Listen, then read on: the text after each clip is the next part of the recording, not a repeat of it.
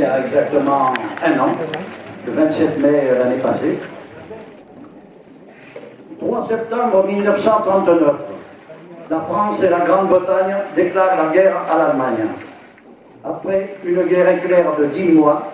au cours de laquelle l'armée française est laminée par les troupes allemandes d'Angleterre,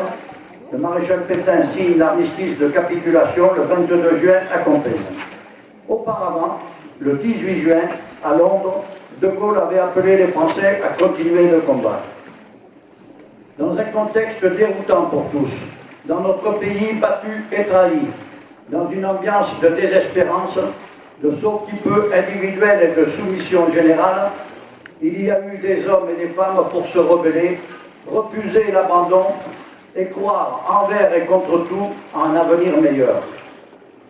Alors que la plupart des politiciens, des notables, des militaires avaient baissé les bras, rendu les armes et rejoint passivement, sinon avec enthousiasme coupable, le maréchal de la trahison, il y a eu immédiatement de simples gens, des agriculteurs, des ouvriers, des enseignants, des jeunes, souvent sans titre et sans renom, pour relever l'honneur bafoué, pour reprendre le combat, pour croire à l'incroyable, pour rendre au pays la liberté dont le nom même avait disparu du vocabulaire. Et à chacun sa fierté d'être un homme. 70 ans après cette triste période de l'histoire de notre pays, il nous a paru nécessaire de présenter dans cette exposition, je tourne la page, c'est pas dans le discours, des repères permettant à notre jeunesse, mais aussi à vous tous, de mieux appréhender une époque qui en manquait parfois singulièrement, présentant de manière synoptique, c'est pas de moi ce nom, je l'ai trouvé dans le dictionnaire, les principales étapes de la résistance, les grands événements politiques nationaux et internationaux, ainsi que les batailles décisives modifiant l'équilibre stratégique entre les forces de l'axe fasciste et le camp de la liberté, finalement victorieux. Cette exposition sera un outil précieux pour tous ceux qui questionnent notre histoire nationale à la recherche de ces pages parmi les plus glorieuses. Mais il a été indispensable de la compléter par un historique, certes succinct, de la création et de l'activité de la résistance pernoise. Nous tenons à préciser que cette exposition n'est pas le fruit de notre imagination, mais la présentation résumée des documents laissés à notre disposition par notre association nationale, mais aussi par Gabriel Mout, créateur du groupe de l'armée secrète locale, et Danton Millet, créateur du groupe FTPF du maquis Jean Robert. Puisque l'heure est à l'écriture de l'histoire de la résistance, c'est le moment de dire la vérité à ceux qui, heureusement pour nous et pour eux aussi, n'ont pas connu ces années d'occupation et de souffrance. La vérité, c'est qu'avec la quasi-certitude d'être emprisonnés, déportés ou fusillés, il y a eu immédiatement ces hommes et ces femmes pour tout risquer plutôt que se soumettre. La vérité, c'est qu'aux côtés des grands résistants, des grands résistants et résistantes honorés par la nation,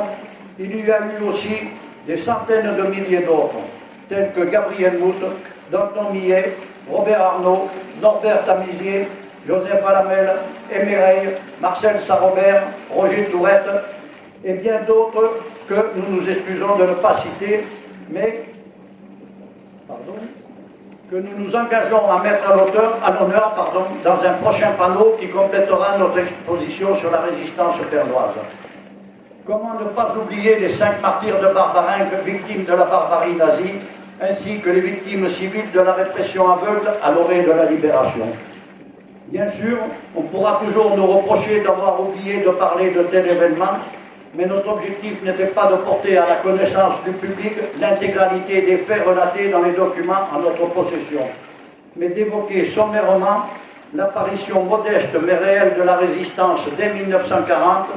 et l'affirmation de son rôle dans les combats victorieux de la libération, et surtout de faire taire les déclarations négationnistes à notre encontre. Je ne voudrais pas terminer ma présentation de cette exposition sans remercier Corinne Rubio de son aide à la mise en page des maquettes, l'entreprise de sérigraphie Sport Série de Monteux pour la réalisation des panneaux et la municipalité pour son aide en mettant à notre disposition du personnel pour assurer une ouverture permanente du musée en juillet et août. Période que nous souhaitons, monsieur le maire, voir plus longue l'année prochaine. Car on ne peut plus se demander aux bénévoles de l'association d'assurer cette tâche. Merci de votre écoute. Merci aux généreux donateurs qui nous permettent de compléter la présentation d'objets de cette époque. Et nous vous souhaitons une découverte fructueuse et agréable de cette exposition dans laquelle vous découvrirez innovation, également des tableaux offerts par les peintres pernois, messieurs Blanchard et Gadal. Certes, le musée de la Résistance n'a pas vocation à devenir un lieu d'exposition de tableaux de peintres, mais la peinture peut aussi prendre une part importante dans la mémoire. Je vous remercie.